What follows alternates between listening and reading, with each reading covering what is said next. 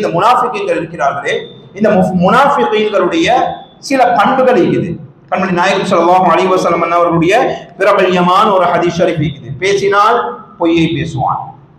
முனாஃபிக் என்று சொல்லக்கூடிய மனிதனுடைய நயவஞ்சகத்தனமுடைய மனிதன் எப்படிப்பட்டவன்?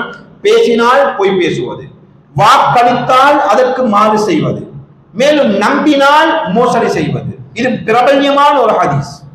நம்பினால் மோசடி செய்வது, வாக்களித்தால் வாக்கு மீறுவது, பேசினால் பொய்யை பேசுவது. இன்னும் ஒரு ஹதீஸ் ஷரீஃப்ல பெருமானார் ஸல்லல்லாஹு அலைஹி வஸல்லம் அவர்கள் முனாஃபிகீன்களுடைய பண்புகளை பற்றி கூறும்போது 4 விடயங்களை கூறினார்கள். இந்த 3 விடயங்களோடு சேர்த்து வஇதா ஹாஸன ஃபஜர, ஏதாவது சண்டை ஏற்பட்டால் அந்த சண்டையிலே தூசண வார்த்தைகளால் பேசுவார்கள். இவர்களும் முனாஃபிகீன்களுடைய அடையாளங்கள் தான். இதுவும் முனாஃபிகீன்கள் நயவஞ்சகர்களுடைய அடையாளம் என்பதாக அவர் கண்மணி நாயகம் ஸல்லல்லாஹு அலைஹி வஸல்லம் அவர்கள் ஹதீஸ் ஷரீஃபின் மூலமாக நமக்கு கற்றுத் தருகிறார்.